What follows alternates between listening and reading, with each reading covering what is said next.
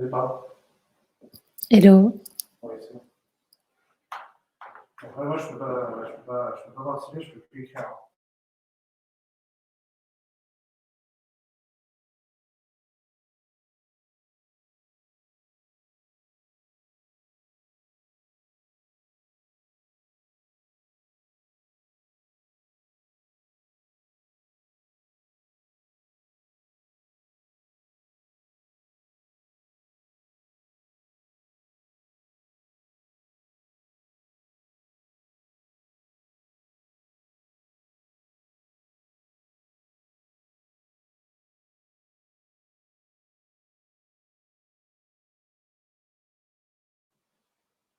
Hello à tous.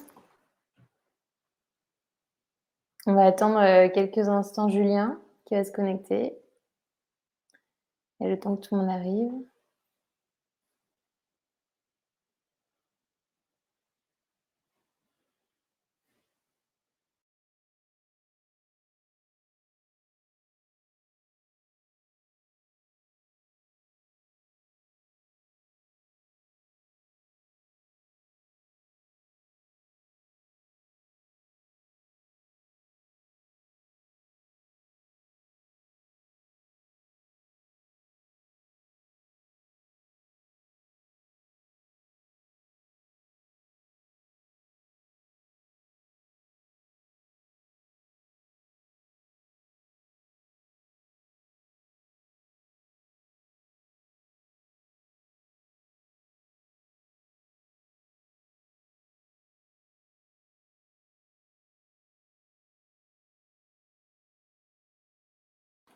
Hello à tous. Comme je disais, on va attendre encore quelques instants que Julien se connecte et puis on va démarrer.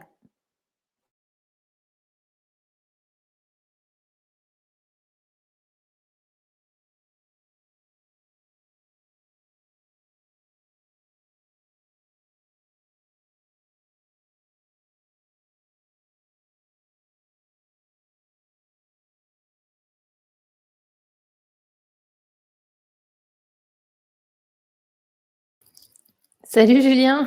Est-ce que tu peux mettre ta caméra? Je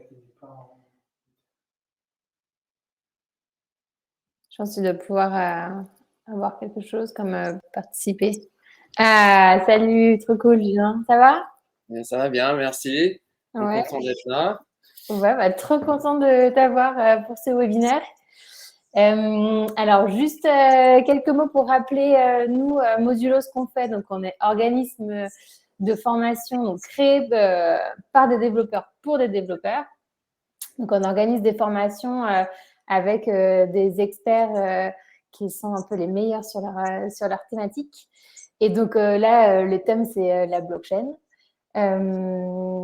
Parce qu'on va organiser avec toi, Julien, donc une formation fin avril sur ce thème-là. C'est comment on devient développeur blockchain, comment on passe en gros de développeur web 2 à développeur web 3. Donc, c'est toi qui viens nous raconter un petit peu tout ça. Donc, ce que je te propose, Julien, c'est de commencer par raconter un petit peu ton parcours et comment est-ce que tu es un petit peu tombé dans la marmite de la blockchain.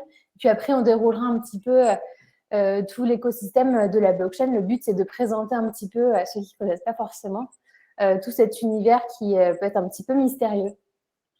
Très bien, très bien. Donc voilà, je suis Julien, le créateur de Hit the Blocks, qui est une des plus grosses chaînes YouTube sur le développement blockchain et Web3. Et donc moi, j'ai un parcours un petit peu atypique. Donc à la base, j'ai une formation d'ingé. J'ai complété avec un master de finance. Et donc j'ai commencé ma carrière en finance à Hong Kong. Et après quelques années en finance, j'ai décidé d'explorer plus l'industrie de la tech qui m'attirait plus. Donc, j'ai déménagé ici à Taïwan, où je suis actuellement, et j'ai appris le développement par moi-même, en fait, sans bootcamp, sans formation. Et donc, ça m'a pris beaucoup de temps, bien sûr. Donc, j'ai commencé avec PHP et WordPress. Je me suis perdu dans le bas monde de PHP pendant des années. et, Et donc voilà, donc j'ai commencé, j'étais un freelancer. Et puis il y a un moment dans ma carrière où après plusieurs années comme ça, je voulais un petit peu évoluer, je voulais avoir un travail un peu plus stable. Et donc là, j'ai commencé à penser à me spécialiser. Et c'est à ce moment-là, en 2017, en fait, que j'ai commencé à m'intéresser à la blockchain. Il y a des mots-clés qui revenaient souvent dans les communautés développeurs comme Bitcoin et Ethereum. Et donc, ça m'a intrigué. J'ai commencé à faire des recherches. Et là, en fait, je suis devenu scotché du jour au lendemain. J'étais vraiment passionné. Et donc, j'ai lu tout ce que je pouvais à propos de la blockchain. J'étais complètement obsédé par ça. Et donc, j'ai créé ma chaîne YouTube Eat the Blocks, en fait, d'abord pour m'apprendre à moi-même et aussi pour apprendre aux autres. Et donc, c'est grâce à ça, en fait, que ma carrière dans la blockchain a décollé. Après, j'ai travaillé pour différentes boîtes blockchain. Et ensuite, j'ai lancé mes premières formations sur la blockchain pour les développeurs en 2018. Et donc, petit à petit, je suis passé full-time sur ça. Donc, aujourd'hui, voilà, donc c'est ce que je fais full-time. Et voilà pour la petite histoire. Et du coup, avant d'être dev blockchain, du coup, tu avais un peu switché entre PHP, tu étais plutôt passé dans l'univers JavaScript, j'imagine. Oui, oui, voilà. Au tout début, le plus simple pour commencer, c'est PHP/WordPress, parce qu'il y a quand même beaucoup d'interfaces utilisateurs. Et donc, c'est une façon un peu plus facile de rentrer dans le coding. Mais le problème, c'est que c'est très, très difficile d'être bien payé en faisant du PHP et WordPress. Ouais. Typiquement, les clients et les employeurs qui embauchent pour du WordPress, typiquement, ils n'ont pas d'argent. Mm. Donc, ça pose problème. Et donc, petit à petit, voilà, j'ai compris que JavaScript, c'était plus intéressant. Et après, je me suis encore plus spécialisé vers la blockchain. Voilà. Ok. Et du coup, est-ce que tu peux un petit peu alors planter le décor assez simplement? Je ne sais pas si c'est possible parce que ça reste un univers qui est relativement complexe, mais est-ce que tu peux poser un petit peu, dresser un peu le tableau de ce que c'est que la blockchain et voilà, un peu les principaux aspects?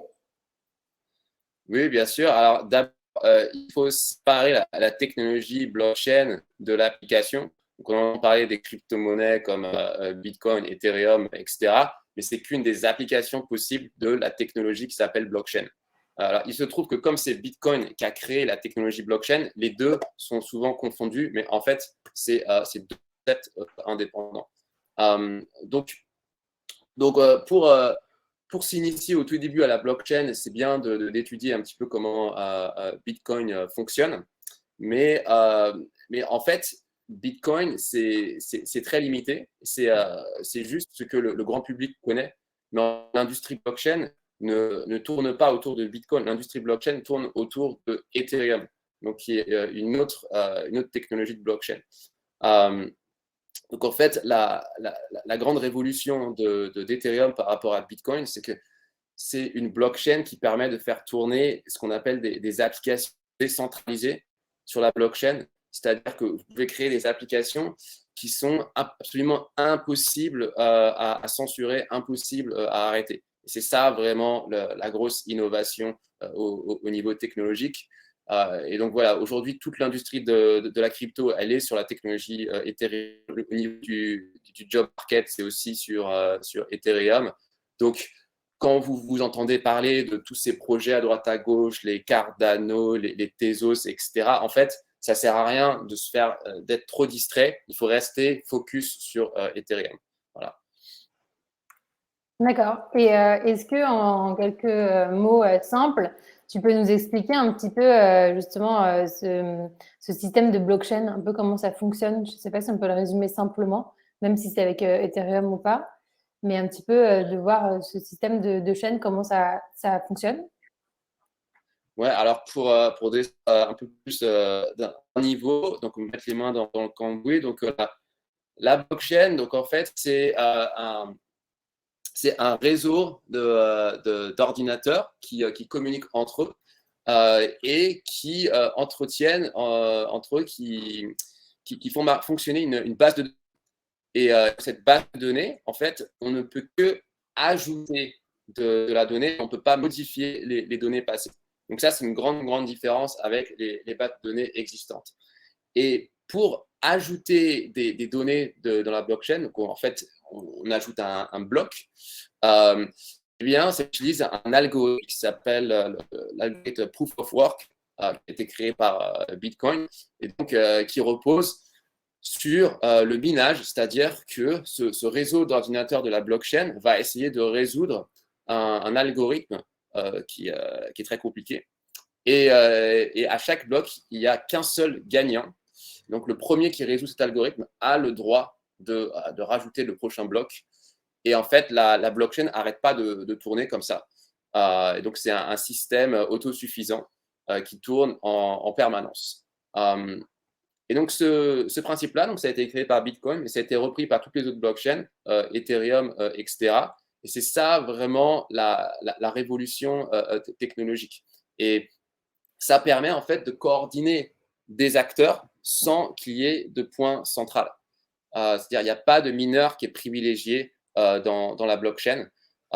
C'est complètement décentralisé. Donc voilà, c'est ça la grande innovation. Alors, sur Bitcoin, on a utilisé la blockchain pour faire quelque chose de très simple, qui est cette idée de crypto-monnaie, en fait, comme une monnaie, mais sous forme digitale. Mais sur Ethereum, en fait, on a été vraiment un pas plus loin et on a fait tourner des applications, en fait. Donc, c'est ça, c'est vraiment ce qu'a rajouté Ethereum par rapport à Bitcoin. D'accord. Et est-ce que, d'après toi, en fait, tu as un peu tout le monde, parce qu'on a bien compris, l'enjeu, c'est d'enlever les intermédiaires et des intermédiaires qui peuvent être subjectifs. Donc là, on se retrouve sans intermédiaire et sans subjectivité. Est-ce que pour toi, justement, ce Web3, il va un peu remplacer le Web 2.0? Alors, dans un premier temps, ça va plutôt le compléter. Et ça va tourner en parallèle en fait. Et je pense que là où il y a le plus de potentiel, c'est pas forcément dans le remplacement, mais c'est plutôt dans la création de nouvelles choses. Par exemple, quelque chose de très cool qui existe sur la blockchain, c'est ce qu'on appelle des DAO, des Decentralized Autonomous Organization. Donc, c'est tout simplement l'idée de créer des organisations avec un porte-monnaie où tout le monde peut décider de façon démocratique comment dépenser l'argent. Et tout ça se fait de façon très informelle. Il n'y a pas d'avocat, il n'y a pas d'enregistrement dans quelques registres centralisés que ce soit. Et donc, en fait, ça abaisse énormément le coût de création d'entreprises. Ça aussi ouvre la possibilité à un nouveau type d'entreprise très éphémère. On a vu des DAO se créer pour des objectifs très ad hoc, très spécifiques, comme par exemple, il y avait une DAO qui était pour acheter des objets d'art qui étaient très chers, etc. Donc, c'est des choses qui n'ont pas forcément d'équivalent aujourd'hui. Et c'est pareil, quand le web est apparu, le web n'a pas juste remplacé des choses qui existaient, mais il a vraiment permis des nouvelles choses. Par exemple, les réseaux sociaux, on n'avait pas ça avant. Donc, il faut plutôt penser en termes d'innovation, de ce que ça permet de nouveau, plutôt que juste de remplacer. De complémentarité, en fait. Peut-être ça va être deux mondes qui vivent un peu de manière parallèle. D'accord. Et alors, dans cette affaire, quand on est dev simplement JavaScript, comment est-ce qu'on devient dev blockchain? Ok, alors très bonne question. Alors déjà, c'est très important de comprendre que toute la blockchain, elle est construite au-dessus de la technologie web. Donc déjà, ça va être assez difficile de commencer la blockchain si déjà on n'a pas une base en développement web. Donc, tout ce qui est HTML, CSS, JavaScript et React, il faut connaître les bases. Il n'y a pas besoin d'être un expert, mais il faut se sentir à l'aise parce que sinon, ça va vraiment être difficile de comprendre ce qui se passe. Ensuite, il faut comprendre un petit peu quelle est l'architecture d'une application décentralisée, qui est vraiment le cœur de ce que permet c'est vraiment la magie de la blockchain. Donc, une application décentralisée, c'est tout simplement une application web, donc un front-end web classique, mais qui va se connecter à ce qu'on appelle un smart contract. Les smart contracts, c'est des petits programmes qui sont déployés sur la blockchain. Et donc voilà, l'application décentralisée, c'est à la fois ce front-end et ce smart contract. Alors lui, le front-end, évidemment, il est hébergé sur un serveur centralisé, mais le smart contract, lui, il vit sur la blockchain et il ne peut pas être arrêté. Et en fait, n'importe qui pourrait potentiellement créer des front-ends pour ce smart contract. Et donc, il y a vraiment ces deux parties en fait, dans l'application décentralisée, le front-end et le smart contract. Donc, au tout début, la première chose qu'il faut apprendre, c'est déjà, il faut commencer à comprendre comment la blockchain, ça fonctionne. Donc, le principe de l'algorithme Proof of Work. Après, il faut se pencher sur Ethereum, comprendre qu'est-ce que Ethereum, ça apporte en plus, quelle est la structure de données d'Ethereum. Et ensuite, il faut continuer avec les smart contracts et en particulier un langage qui s'appelle Solidity. Donc Solidity, c'est un langage qui ressemble, au niveau de la syntaxe, ça ressemble beaucoup à JavaScript. Mais en fait, c'est assez trompeur parce que c'est juste la syntaxe qui ressemble, mais en réalité, c'est très, très différent. C'est aussi beaucoup plus limité que JavaScript. La façon dont on programme un smart contract, c'est très différent aussi parce qu'il y a des notions de coût de transaction. C'est-à-dire que ça coûte, on doit payer quand on modifie la donnée sur la blockchain. Et donc, ça introduit en fait des nouvelles contraintes qu'il n'y a pas forcément quand on fait du JavaScript. Il y a aussi des problématiques d'update. Donc, c'est-à-dire quand on déploie un smart contract, c'est pas possible de changer le code après. Donc, ça veut dire qu'il faut être vraiment sûr que son code fonctionne bien. Il y a aussi des problématiques de sécurité. C'est-à-dire qu'en fait, on manipule de l'argent dans un smart contract. On peut transférer ce qu'on appelle l'Ether, c'est-à-dire c'est la monnaie intégrée à Ethereum. On peut transférer des tokens ERC20. Et donc, on a beaucoup plus de responsabilités par rapport à une application web classique. Quand vous faites une application web, il y a très peu d'applications qui manipulent de l'argent. Là, avec les smart contracts, c'est vraiment une feature qui est built-in dans n'importe quel smart contract potentiellement peut manipuler de l'argent. Donc, voilà, ça c'est pour la partie smart contract. Et après… Est-ce que Julien, pardon, excuse-moi, je t'interromps un petit peu. Est-ce que parce que c'était une remarque de Thibaut, mais en fait, ton smart contract, il remplace un peu ton back. Voilà, c'est ça. Alors, en fait, on peut aussi avoir un back-end dans une application décentralisée. C'est pas forcément exclusif.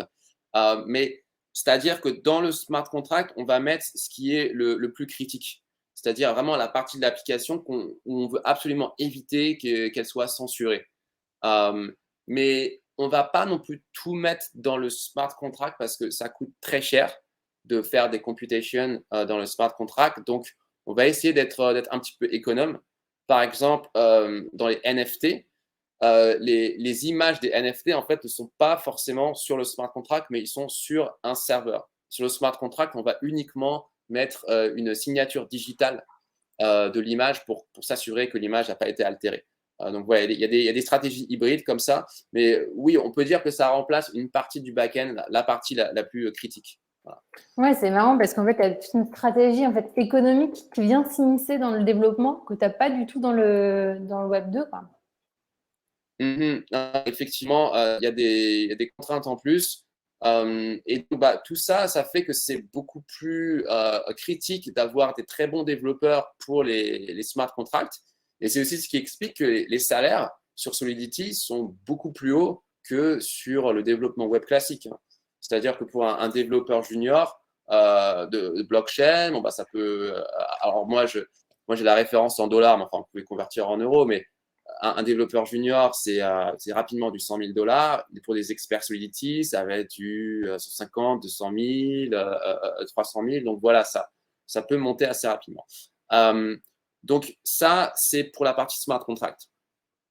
Après, il y a la partie front-end. Donc là, en fait, vous pouvez réutiliser toutes les compétences front-end que vous avez déjà. Mais en plus de ça, il y a une difficulté en plus qui est l'intégration avec les smart contracts. Donc, il y a des librairies JavaScript qui existent comme Web3.js, Ether.js. Mais il y a des logiques d'intégration qui sont un peu plus compliquées qu'avec une API classique. Donc ça demande une certaine expertise. Il y a aussi des problématiques au niveau de l'intégration avec des wallets.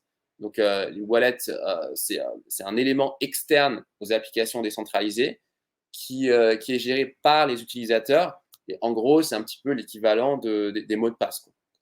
Donc, chaque utilisateur va storer son mot de passe dans sa wallet, qui peut être, par exemple, MetaMask, c'est une extension Chrome, qui peut être une wallet hardware comme Ledger.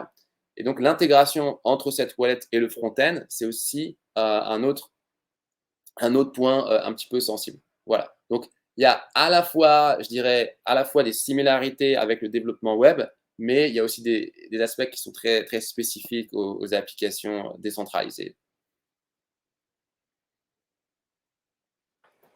Ok, n'hésitez pas, hein, si certains ont des questions, à les mettre dans le chat, on y répondra un petit peu au fur et à mesure. Est-ce que, juste sur du coup la syntaxe, Solidity, c'est pas du JavaScript du coup, ou c'est du JavaScript? Non, non, c'est pas du JavaScript. Ça ressemble à JavaScript, mais c'est pas exactement pareil. Par exemple, il y a la gestion de mémoire dans Solidity, ce qui n'existe pas en JavaScript. Il y a des notions d'appel d'autres smart contracts. Donc, un smart contract peut en appeler un autre. Il y a aussi une partie de Solidity qui s'appelle Assembly. Donc, en fait, ça permet de donner des instructions qui sont très, très low level. Donc, ça aussi, c'est quelque chose qu'il n'y a pas du tout dans JavaScript. Il existe d'autres langages pour les smart contracts comme Viper, qui a une syntaxe qui est plus proche de Python. Mais pratiquement tout le monde utilise Solidity, donc il faut mieux se concentrer là-dessus. D'accord. Alors, une question de Nicolas, c'est qu'est-ce que tu testes principalement dans tes smart contracts? Ok, alors en fait, il faut envisager tous les scénarios d'utilisation et il va falloir imaginer comment cette fonction va être appelée. Et donc, on va tester la fonction en simulant différents arguments. Des fois, des arguments peut-être qui sont des arguments auxquels on ne s'attend pas. Et on s'assure que la fonction se comporte bien. Il faut aussi avoir le point de vue d'un attaqueur. Donc, il faut essayer de se hacker soi-même, en fait. Et il faut s'assurer que notre fonction, on ne peut pas se hacker, quoi. Par exemple, on va essayer, avec notre fonction, de voler l'Ether du smart contract. Et évidemment, c'est censé ne pas marcher. Voilà. Donc le testing, c'est extrêmement important, hein, parce qu'une fois qu'on déploie le smart contract, on ne peut pas le changer ensuite. Donc, s'il y a un bug et que ce bug permet d'exploiter, de voler tout l'argent du smart contract, c'est un gros problème. Et quand tu dis qu'on ne peut pas le modifier, si tu as quand même besoin de le modifier, c'est-à-dire que tu dois en supprimer un et en refaire un? Alors, il y a des stratégies. Et qu'au passage, tu as perdu de l'argent? Il y a des stratégies. Par exemple, on peut avoir comment ça s'appelle, un fail-safe. Donc, c'est une variable que l'administrateur du smart contract va pouvoir activer, qui va juste tout bloquer, en fait, s'il y a un comportement anormal. On peut avoir un système de proxy, c'est-à-dire on a un premier smart contract qui va rediriger vers d'autres smart contracts dans le back-end. On peut déléguer des fonctionnalités du smart contract à d'autres smart contracts qui, eux, on va pouvoir updater l'adresse. Mais le problème de toutes ces stratégies d'update, en fait, c'est qu'à chaque fois, on fait un compromis sur la décentralisation. Donc, si on veut un système vraiment pur blockchain, c'est pas updatable. Après, un système un peu hybride, c'est de faire un système où on peut updater, mais si la communauté vote pour le faire. Donc, en fait, c'est toujours dans les mains de la communauté. Voilà. D'accord. Alors, question de Christophe. Comment devenir notary sur Ether? Je ne sais pas ce que c'est que notary. Donc, je ne sais pas si ça te parle. Je pense qu'il veut dire comment créer un smart contract de notaire. Peut-être Ah, notaire, pardon. Ouais, tu veux dire un peu un intermédiaire entre deux transactions. En fait, justement, le principe du smart contract, c'est qu'on n'a pas vraiment besoin d'intermédiaire. Donc, en fait, ce notaire, il va être dans le code, en fait. Ce notaire, il ne va pas représenter un humain. Tout va être codé en Solidity. Donc, si on veut faire un smart contract qui match deux parties, la partie matching, elle va se faire dans le code, quoi. D'ailleurs, c'est le principe d'un échange décentralisé. C'est tout se fait au niveau du code et c'est à nous de définir comment se fait le matching des deux parties. Par exemple, on peut imaginer un smart contract un eBay décentralisé. On peut coder toute la logique de eBay entre les gens, les vendeurs et les acheteurs. Tout est au niveau de Solidity et il n'y a absolument pas d'humain en fait qui représente eBay, quoi. D'accord. Ouais. Et alors, une très bonne question, justement, quand on est dev junior, donc on vient d'apprendre un petit peu, typiquement tout ce qui est front, est-ce que toi, tu conseillerais de vraiment se perfectionner sur le front, sur du JavaScript simple avec du React, ou est-ce que justement, c'est bien de faire les deux en parallèle, tu peux directement aller dans l'univers de la blockchain et puis commencer un peu ta carrière comme ça? Ça dépend un petit peu des objectifs. Quand on parle de développeur blockchain, en fait, il y a plusieurs possibilités. Donc, en général, les petites structures, elles vont avoir tendance à vouloir des développeurs qui savent tout faire. On va appeler ça des full stack blockchain dev. Donc, pour ce type de position, il n'y a pas le choix, hein. Il faut savoir faire le smart contract et le front-end. Et les plus grosses structures, en général, elles vont vouloir engager plus des spécialistes. Donc, dans ces cas-là, par exemple, si on est développeur back-end, on n'a pas trop envie de faire du front-end, on peut tout à fait se spécialiser sur le smart contract Solidity, la sécurité, et ça ira. Mais il faut avoir une stratégie, en fait, par rapport au type de position qu'on vise. D'accord, mais c'est possible, d'après toi, quand on est dev junior, de commencer à apprendre la blockchain et de pouvoir travailler quand même directement sur des projets blockchain, même si on est quand même dev junior. En fait, on va peut-être, je ne sais pas, hein, c'est toi qui me dis, mais on va peut-être continuer notre expertise de toute façon en JavaScript et en blockchain au fur et à mesure. Oui, il y a pas, comment dire, les développeurs juniors ont aussi plein de possibilités. Il y a plein d'entreprises différentes dans la blockchain avec des demandes plus ou moins importantes. Donc, oui, on peut commencer son apprentissage en parallèle. Mais par contre, je déconseillerais à quelqu'un qui est tout nouveau au coding de commencer la blockchain. Il faut au moins entre 3 et 6 mois à faire du développement basique, JavaScript, etc., sans parler de blockchain. Mais si on sait déjà faire des applications basiques sur le web, je pense que ça suffit pour commencer. Ouais, d'accord. Ok. Non, mais c'est hyper important, je pense, de garder en tête que tu as quand même un petit niveau au moins à acquérir de base en dev, un petit peu, en dev Web 2 pour quand même te diriger sur le Web 3. Ouais. Ok, alors question de Pauline. Est-ce que c'est très différent d'écrire un smart contract sur les différentes blockchains, par exemple, entre Ethereum, Solana ou Polygon? Ok, alors, bonne question. Donc, en fait, ça dépend des blockchains. Alors, par exemple, dans le cas de Solana, donc, leur smart contract, c'est en Rust. Donc là, c'est très différent. Par contre, Polygon, en fait, ça utilise la même technologie qu'Ethereum. Et le mot-clé important, c'est des blockchains qui s'appellent EVM-based. Donc, quand il y a une blockchain qui est EVM-based, ça veut dire que c'est sur la technologie Ethereum. Et donc là, en fait, c'est exactement pareil.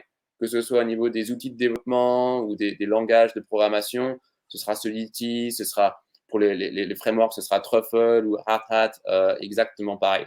La seule chose qui va changer, c'est la crypto qui va être utilisée pour payer les frais de transaction. Donc sur Ethereum, on paye les frais de transaction en Ether. Sur Polygon, on paye les frais de transaction en leur token qui s'appelle Matic. Voilà. Et en fait, il y a beaucoup de blockchains qui utilisent Ethereum.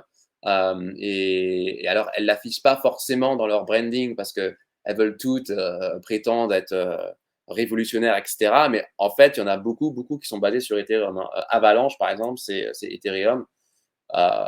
Voilà. Donc, clairement, ce qui va le plus payer dans votre carrière, c'est de vous concentrer sur Ethereum. Ok, et c'est juste le système de paiement qui va différer alors? Le système de paiement et aussi l'adresse des testnets. Donc, les testnets, en fait, c'est des réseaux alternatifs de développement. Mais enfin, bon, c'est vraiment des détails low level de développement. Mais enfin, l'intégralité, la grande majeure partie est exactement pareil. D'accord. Ouais. Alors, question de Guillaume, à quel type de position peut-on prétendre pour un premier poste de dev Web3? Ok, bah alors là, ça dépend vraiment de ton background euh, c'est, et de ce que tu souhaites faire. Si par exemple, tu veux faire du développement smart contract assez hardcore, bah, peut-être que l'entreprise qui t'embauche va vouloir voir qu'avant, tu étais un petit peu en sécurité ou alors que tu étais un dev back-end un petit peu solide. Euh, Si par contre, tu prétends à une position de dev full stack blockchain, bah là, le fait de montrer que tu es un bon développeur web, que tu fais des bons front-end, ça suffira. Donc voilà, ça dépend à la fois du background et de ce que, de ce que tu peux espérer. Mais euh, de façon générale, évidemment, les plus petites structures sont toujours, sont toujours plus flexibles que les plus grosses parce qu'elles ont moins de moyens. Voilà. Ok. Et alors, quels seraient les prérequis d'après toi? Est-ce que, par exemple, avoir un petit portfolio de projets blockchain, est-ce que c'est une bonne idée pour aller toquer à la porte des entreprises? Oui, bien sûr, les recruteurs vont toujours regarder votre GitHub. Ils vont vouloir voir que vous êtes actif. Si vous avez juste des choses dans votre CV mais rien dans le GitHub, ça peut être un peu plus compliqué pour les convaincre. Donc voilà, faites des projets, soyez actifs. Et c'est quelque chose qui se prévoit plusieurs mois à l'avance. Si vous updatez votre GitHub juste quelques jours avant de candidater, ça va se voir quand même. Donc voilà, faut prévoir ça à l'avance. Ok. Et tu parlais beaucoup de sécurité. Mhm. C'est quoi un petit peu les enjeux de sécurité quand on est développeur Mm. blockchain? Alors, les enjeux de sécurité, bah, c'est que à la fois les smart contracts, ça manipule de façon native de l'argent, que ce soit à travers l'Ether ou les tokens ERC20 ou les NFT. Et en plus de ça, pour ne rien arranger, on ne peut pas updater un smart contract. Donc, quand on combine ces deux choses, ça fait une situation potentiellement très dangereuse. En fait, c'est un petit peu comparable au segment de la programmation qui s'appelle la programmation embarquée, le embedded programming, tout ce qui est firmware dans les téléphones, etc. C'est des programmes qu'une fois qu'on les fait, ils sont shippés et on ne peut plus les changer. Donc, c'est très, très important de faire quelque chose qui marche et sans bug. Et donc, pour les smart contracts, c'est exactement pareil. Donc, ça, c'est vraiment très, très spécifique à la blockchain. Et en fait, quand on code un smart contract, il y a beaucoup moins de code que sur une application web. Un smart contract, c'est entre quelques centaines de lignes de code à quelques milliers de lignes de code grand maximum. Mais par contre, c'est du code qui est très, très critique. On va passer beaucoup de temps à s'assurer qu'il n'y a pas de faille de sécurité. D'accord. Et du coup, dans la formation qu'on propose, donc c'est 10 heures, c'est court, mais à la fois, on propose quelque chose d'assez condensé. Est-ce que tu penses que à l'issue de ces 10 heures, on a bien les clés pour ensuite créer notre propre portfolio et puis après aller taper la porte des entreprises? Bah oui, bah c'est ce qu'on a prévu dans le programme, hein. On a vraiment fait les parties les plus importantes. Donc, smart contract, les tests. On parlera aussi de sécurité. On parlera aussi de des applications décentralisées. Donc, avec un front-end, on fera des projets. Donc, vraiment, ça couvre tout, à la fois la partie smart contract, à la fois la partie front-end. Et après, voilà, le but, c'est que vous puissiez trouver un travail Web3 tout de suite, ou alors travailler en freelance. C'est aussi une alternative euh, pour ceux qui ont un peu plus de mal à trouver un travail ou juste qui ont des envies différentes. Le freelance, ça peut être très bien aussi pour ajouter des lignes sur son CV. Est-ce que justement, donc toi qui es un peu dans enfin qui est complètement sur ce marché-là, est-ce que tu trouves qu'il y a plus de missions en freelance que de postes ouverts en CDI? Oui, parce que, parce que la blockchain, c'est un peu plus informel en fait. Il y a vraiment une explosion incroyable des projets dans tous les sens. Il y a plein de gens qui veulent faire des projets.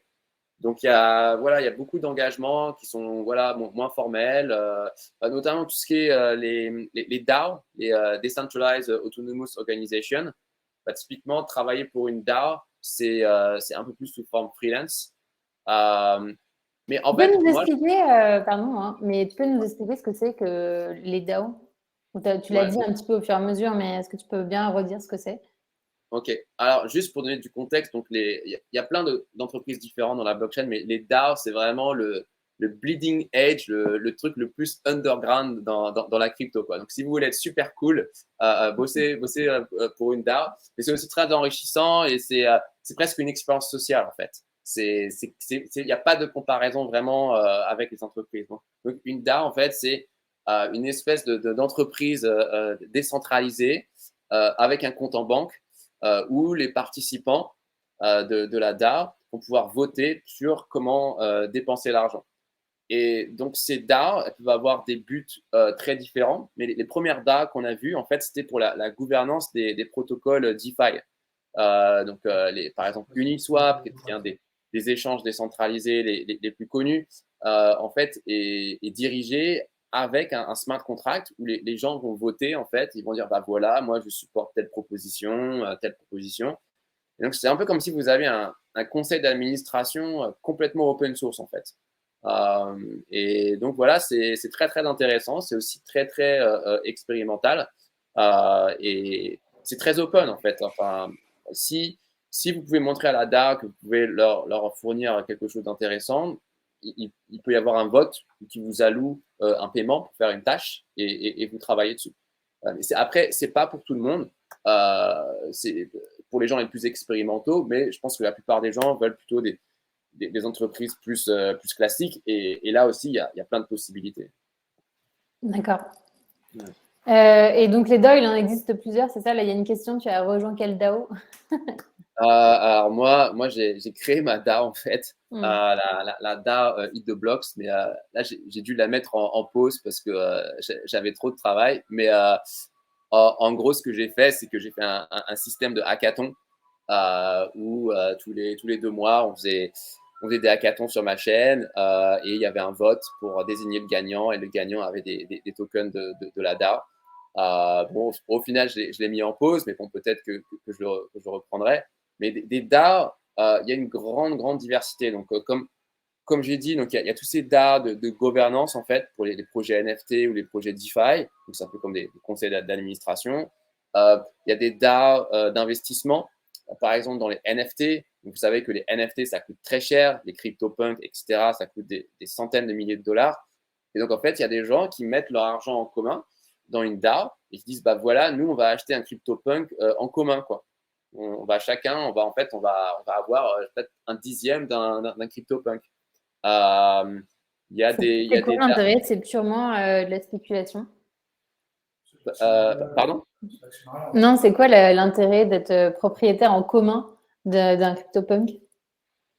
Oui, oui, bah c'est ça, c'est la spéculation. Après, il y a aussi un aspect culturel. Alors ça, je me doute bien que les gens, comment dire, le grand public va peut-être pas me croire quand je dis ça, mais il y a aussi des gens, voilà, qui ils veulent faire partie de l'expérience en fait. Hmm. Voilà, ils veulent être dans ces discussions Discord et faire l'expérience de comment ça fonctionne tout ça. Euh, Qu'est-ce qu'il y a comme tas encore Il y Mais il y a qui a derrière? Enfin, moi, j'essaie de me représenter un peu ça. Hein, je fais exprès de poser un peu des questions naïves. Mais il y a qui derrière ces DAO?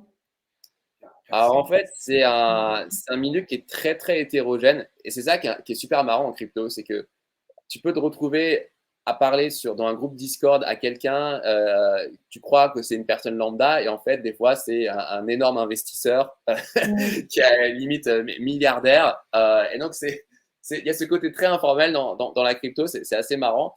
Mais donc il y a tout, il y a des investisseurs professionnels type VC. Euh, il y a Mais aussi c'est un beaucoup. groupe de personnes, vu que c'est une Oui, organisation? c'est un Enfin, groupe de personnes. c'est quelque chose d'immatériel et d'intangible ou c'est quelque chose qui se formalise d'une manière? C'est très intangible. Alors, il commence à y avoir des formes juridiques pour les DAO, notamment aux États-Unis, dans l'État du Wyoming. Il commence à avoir des possibilités de créer une DAO comme quand tu crées une entreprise, mais la plupart des DAO n'ont pas de représentation juridique. C'est juste un smart contract avec un site quelque part. Et donc, ce groupe de personnes, une partie des participants sont complètement anonymes et une autre partie ont leur identité publique. Donc ça dépend vraiment. Il y avait des gens très riches, il y a des gens moins riches. Il y a des gens qui ont fait fortune avec la crypto. Donc, ce n'est pas forcément des gens, comment dire, des investisseurs professionnels, des gens qui ont été là au bon moment, au bon endroit, qui sont devenus riches très rapidement et qui investissent comme ça un petit peu dans toutes ces dames et qui s'en fichent un peu. Donc, c'est ce qu'on appelle dans le jargon les dégens. Donc, voilà, il y a toute une culture en fait. Mais pour ceux qui se sentent un petit peu intimidés par les DAO et tout, faut pas stresser. Les DAO, c'est vraiment le truc le plus underground dans la crypto et c'est juste une petite partie de l'industrie. Voilà. Mais selon moi, une des parties les plus prometteuses. Mais alors, si j'essaie de vulgariser un petit peu, hein, c'est un groupe d'investisseurs un peu anonymes adossés à un smart contract. Voilà. Il y en a qui sont pas anonymes, il y en a qui sont Oui, publics. anonymes ou pas. Mais bon, Ouais. c'est quand même un groupe d'individus à un moment donné qui investissent, où il y a de l'argent, c'est monétisé. Et tout ça, c'est relié à un smart contract. Et c'est pour essayer de visualiser un peu à quoi ça ressemble. Et donc, tu as ton smart contract et puis il y a un site qui est adossé aussi à ça. Donc, c'est ça que nous, on va voir. Oui, mais Ok. il y a aussi, mais il n'y a pas que ces DAO d'investissement. Hein. Il y a les DAO qui sont pour la gouvernance, il y a des DAO qui sont plus sociales. Oui, c'est des Comme organisations, en fait. par exemple, cette DAO qui s'appelle Friend with Benefits, où il y a tous les gros VC aux États-Unis qui ont investi là-dedans. Et en gros, ils font des events très exclusifs. Il y a beaucoup de DAO qui sont tout simplement ce qu'on appelle des token gated Discord. Donc, c'est une communauté Discord où pour rentrer, il faut avoir des tokens de la DAO. Et après, dans le Discord, il y a des discussions qui se font. Par exemple, il y a des DAO pour freelancers. Donc, des freelancers qui se mettent ensemble et avec des DAO qui acceptent des projets un peu plus importants.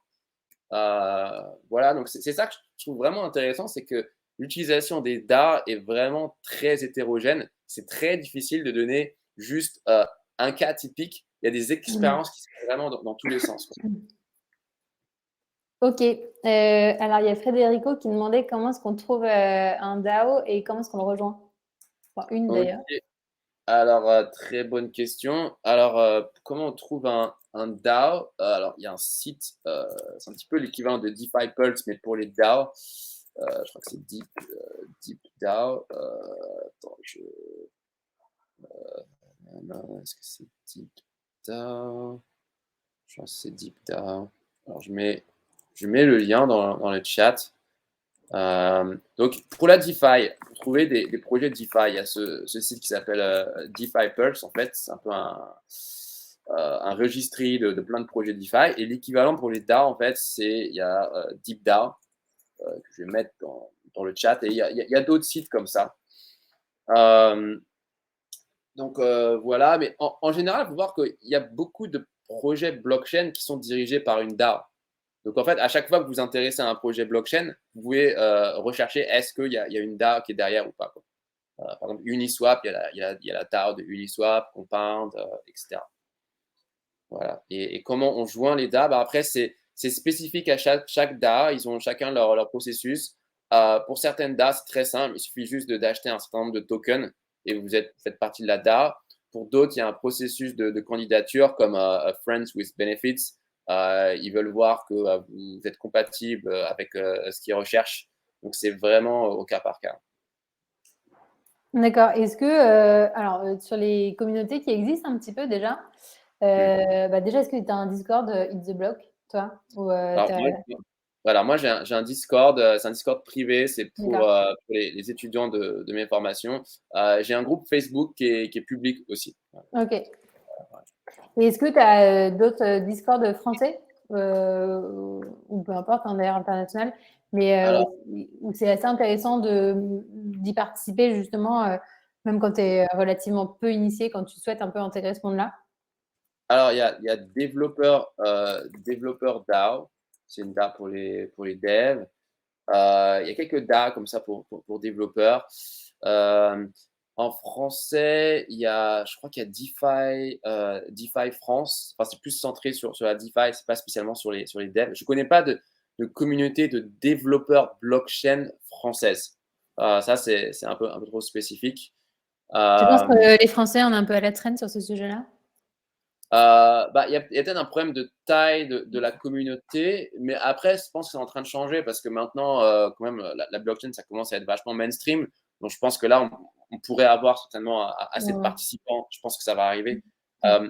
Mais par rapport au DAF, hein, bien que ce soit très, très intéressant, je ne sais pas si je recommanderais ça aux beginners parce qu'à à la fois, c'est vraiment quelque chose de très emblématique par rapport aux possibilités de la crypto, mais c'est aussi intimidant, une DAO. C'est pas forcément facile pour un débutant de comprendre un peu les règles. Donc, moi, je dirais, pour les débutants, au début, juste essayez de construire vos projets, faites du coding dans votre coin, et puis petit à petit, commencez à explorer la culture. Mais voilà, vous avez pas besoin de tout faire d'un coup, quoi. Enfin, prenez les choses une par une. Mm. Ouais, super bon conseil. Alors, une question de Guillaume qui nous disait que l'écosystème bougeait très vite. Mm. Et comment toi, tu fais pour faire ta veille, notamment sur Ethereum et les autres protocoles associés?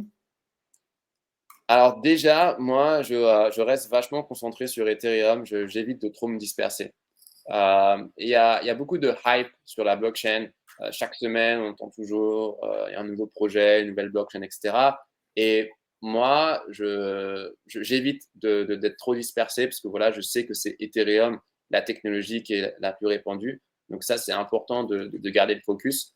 Euh, de temps en temps, de temps en temps, je regarde un petit peu ce qui se fait, mais faut quand même contrôler un petit peu la fréquence. Euh, et aussi, je pense que plutôt que de trop stresser par rapport à la veille, je pense qu'il faut juste continuer à être un builder et voilà, et construire des choses pour cultiver ses compétences de développeur. Et naturellement, quand on fait ça, naturellement, là, on fait de la veille aussi, quoi.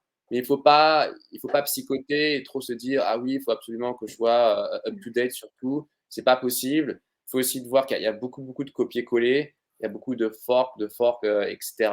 Donc voilà, quoi. Enfin, il faut rester serein et concentré et ne pas oublier que Ethereum, c'est plus important. D'accord. Et est-ce que tu as des médias, par exemple, que toi, tu as l'habitude de, quand même de regarder ou... Alors, Hit the Blocks, par exemple. Mais non, mais donc il y a il y a une newsletter, alors Week in Ethereum, que j'aime bien. Euh, donc c'est une des plus vieilles newsletters de l'écosystème. Donc ça parle à la fois les évolutions du protocole Ethereum et des projets principaux. Ah oui, alors bah justement, pour revenir à la question précédente, donc je dirais que par rapport à la veille, c'est bien de ne pas trop se perdre dans les détails, mais de rester sur les trucs vraiment fondamentaux. Par exemple, essayer de rester up-to-date sur qu'est-ce qui se passe sur Ethereum. Ça, c'est beaucoup plus important que, par exemple, l'évolution du protocole XYZ que personne ne connaît, quoi. Euh, donc, mais voilà, week in Ethereum. Après, il y a Coindesk qui est pas mal. C'est un site très connu. Alors là, c'est plus les news, pas forcément pour les devs, mais plus les news générales. Dans les meilleurs YouTubers, donc il y a Coin Bureau. Je vais mettre le lien. Il y a Coin Bureau. Attendez 2 secondes, je trouve son lien. C'est un des meilleurs. En français, on a Asher. Asher YouTube. Asher, j'imagine que certains d'entre vous le connaissent déjà. Voilà. Et puis bien sûr, ma chaîne de blogs. Je mets 2 secondes. Je mets le lien. Voilà. Donc là, vous en avez déjà. Mais voilà, contrôlez un petit peu le temps que vous passez à faire de la veille, hein, parce qu'il ne faut pas que ça prenne tout votre temps. Il faut que la majorité de votre temps, vous le passiez à construire des choses. Oui, tu as raison. Je pense que ça s'applique à beaucoup de domaines. Est-ce que sur le marché du travail, pour y revenir un tout petit peu, tu dirais qu'il y a un peu un manque de main-d'œuvre aujourd'hui? Est-ce que c'est difficile de recruter des devs blockchain? Est-ce qu'il y a plein de projets justement qui recherchent des devs blockchain? Oui, effectivement, il y a un énorme rush maintenant et donc il y a un mismatch entre la demande et l'offre. Et donc, c'est pour ça que les salaires sont si importants. Euh, et ça va encore probablement durer quelques années. Donc, c'est vraiment le moment d'en profiter parce qu'il y aura bien un moment dans le futur où il y aura tellement de bootcamp, blockchain, etc., que la terre entière se sera formée à la blockchain. Mais actuellement, ce n'est pas le cas. Bah oui, Donc, pour l'instant, et notamment en France, tu vois, il y a quasiment, il n'y a pas beaucoup de formations blockchain, hein. voilà, donc faut vraiment y aller all-in. Et voilà, faut loquer vos profits. Et dans quelques années, quand il y aura beaucoup plus de développeurs blockchain, bah vous serez déjà senior, vous serez déjà avec 2 à 3 ans d'expérience. Et donc, vous serez protégé. Voilà quoi. Donc, il y a vraiment une grosse opportunité au niveau du marché du travail, c'est clair. Euh, Après, l'argent, c'est bien, mais c'est pas tout. Et je pense que ce qui est aussi bien dans la blockchain, c'est de se dire qu'on travaille sur quelque chose qui va vraiment avoir une grande impact, un grand impact sur le monde. C'est quelque chose qui va vraiment révolutionner les sociétés. Et voilà, c'est quand même autre chose de bosser sur ça que par exemple que de faire du CSS sur le front-end et de se dire tiens, c'est quelle variation de vert ou de bleu. Enfin, la blockchain, c'est quand même, il y a quelque chose d'inspirant, quoi. Voilà, donc on a tous envie de faire des choses qui comptent dans la vie et donc pour moi, la blockchain, bah, c'est une réponse à ça. Bah oui, parce que tu changes complètement de paradigme. Donc, c'est Mhm. un petit peu, même avec tout ce qui est, tu parlais de DeFi tout à l'heure. D'ailleurs, est-ce que tu peux nous en dire un mot ou deux, parce qu'on n'en a pas trop parlé, et nous rappeler simplement ce que c'est? Oui, bien sûr. Alors, en fait, il y a deux applications principales pour les applications décentralisées. Donc, il y a d'un côté la DeFi et de l'autre les NFT. Et en fait, ça a commencé avec la DeFi. Donc, c'est un acronyme pour Decentralized Finance, donc la finance décentralisée. Donc, en gros, c'est le monde de la finance, mais réinventé sur la blockchain avec des nouveaux mécanismes qui n'existent pas, en fait, hors de la blockchain. Par exemple, un des mécanismes spécifiques à la DeFi, c'est les échanges décentralisés, qu'on appelle aussi DEX, comme Uniswap. Donc, c'est un smart contract qui va permettre à des traders de trader ensemble, mais entièrement avec du code. Il n'y a absolument pas d'intermédiaire. Et pourquoi c'était si révolutionnaire? Parce qu'en fait, le problème spécifique qu'on avait sur la blockchain, c'est qu'il y avait une prolifération de plein de tokens, des milliers et des milliers de références. Et ce n'était pas possible pour les échanges centralisés de lister tous ces tokens. Parce qu'il y a des coûts fixes. Enfin, quand on liste un token, il faut faire des recherches sur le projet pour s'assurer que ce n'est pas une scam, etc. Et il faut mettre en place ce qui s'appelle des market makers. Donc, des gens qui sont toujours prêts à vous acheter et vous vendre des tokens. Et ces fameux market makers, ils ne sont pas intéressés par les tokens avec peu de liquidité. Et donc, on avait tous ces tokens en fait où il n'y avait aucune liquidité. Quand on voulait faire de l'achat-vente, c'était complètement impossible parce que tous ces market makers avaient aucun intérêt. Et en fait, avec ces échanges décentralisés, on a résolu le problème puisqu'il n'y a plus besoin de market maker. Tout se fait avec le code et à tout moment, en fait, l'échange décentralisé va vous proposer un prix d'achat ou un prix de vente. Et bon, voilà, je rentre un petit peu dans la technique, mais ça a vraiment été une innovation énorme, quoi. Majeur, et puis on comprend un peu tout le sens de la blockchain là, quand tu l'appliques au monde de la finance. Et je pense que c'est comme ça que c'est un petit peu démarré, justement, parce que tu vois, quand tu enlèves ces intermédiaires, ça change un peu tout, quoi. Hmm. Alors, question de Florent. En combien de temps, sans être ingénieur, peut-on coder décemment sur la blockchain? Ok, alors sans être ingénieur, j'imagine que tu veux dire sans être codeur. Parce qu'il faut bien voir que sur la blockchain, il y a pas trop de formalisme en fait.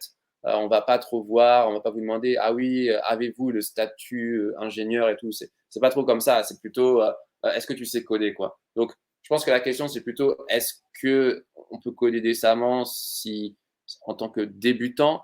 Oui, je Si pense que vraiment. si tu n'as pas de background ingénieur, quoi. Enfin, de toute façon, même si tu as commencé un peu à coder. Oui, enfin, ingénieur ou pas, je vois plus ça comme un espèce de statut. Moi, je pense que ce qui est plutôt important, c'est les compétences. Donc, si tu n'as pas fait de formation ingénieur, mais ça fait des années que tu codes, eh ben, les projets blockchain, ils auront plus d'intérêt pour toi que l'ingénieur qui sort de son école d'ingénieur, mais qui est encore très junior, quoi. Ouais. Ok, là, il nous reste 5 minutes. Est-ce qu'il y a d'autres questions? C'est le moment. Si tu as des questions. Oh, c'est bon, question. Alors, il y a Guillaume qui est en train de... Et Laurent qui tape. Bon, attends, une petite minute. Qui est fini de taper ça. J'ai 3. Un stagiaire. On peut devenir ton stagiaire.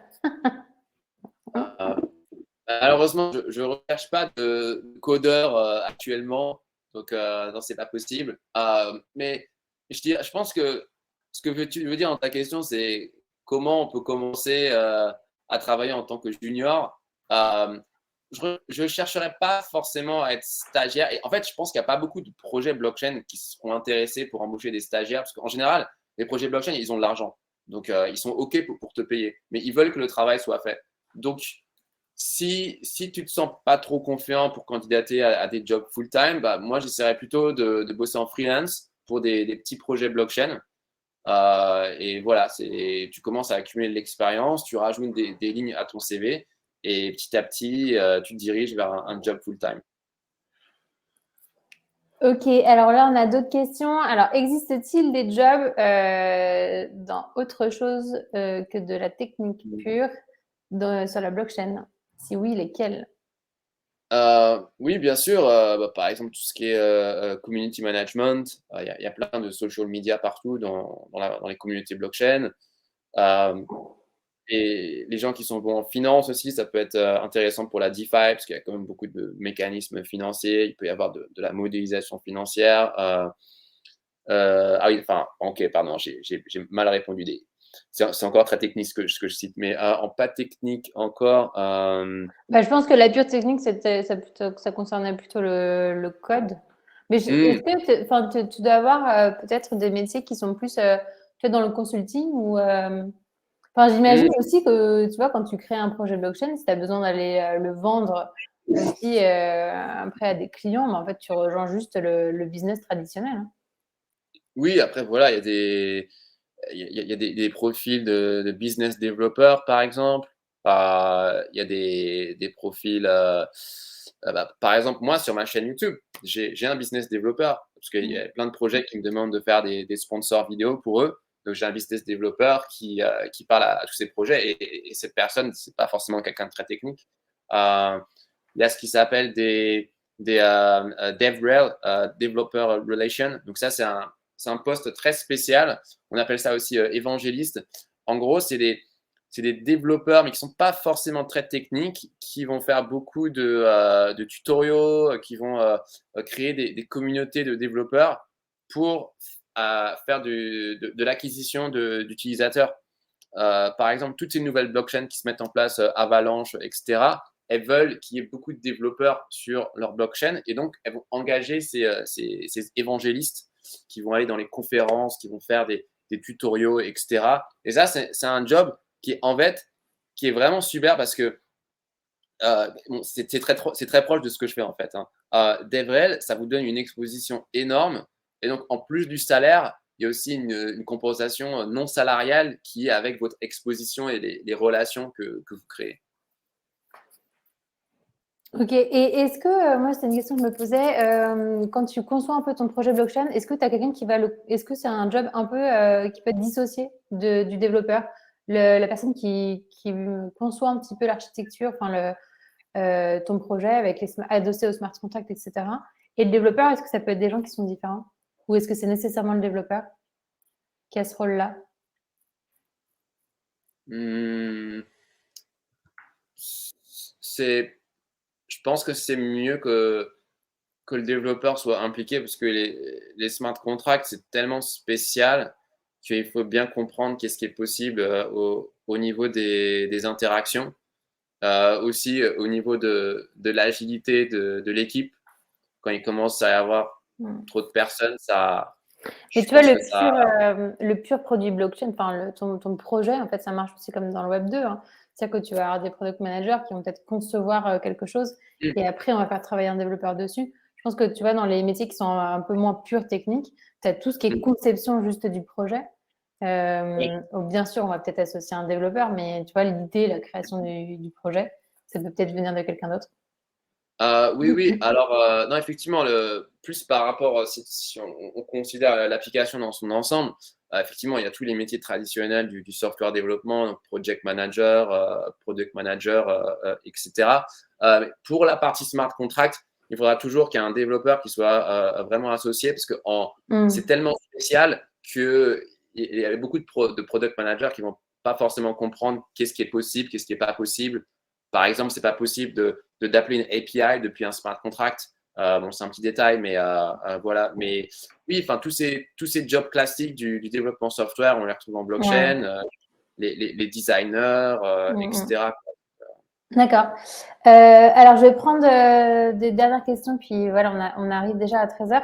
Est-ce que tu connais, toi, un peu le Malte de la blockchain? Enfin, tu vois, il y a une job board pour les positions Web3 que tu connais, ou est-ce que tu as un endroit où tu as un peu tous les projets blockchain répertoriés?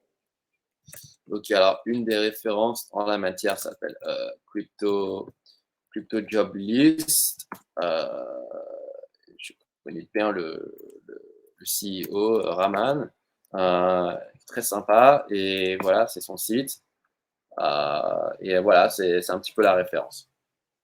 Ok, ça marche. Bah, mille merci, Julien, de nous avoir raconté tout ça. C'est une super bonne initiation. Donc voilà, le webinaire touche à sa fin. Merci beaucoup, beaucoup d'avoir répondu à toutes nos questions. Donc je rappelle que la formation qu'on fait avec Julien, ça sera fin avril. Donc je renverrai toutes les infos à tout le monde par email. Voilà. Merci beaucoup, Julien. Merci à vous. À Bye très vite. bye. Salut. Au revoir tout le monde.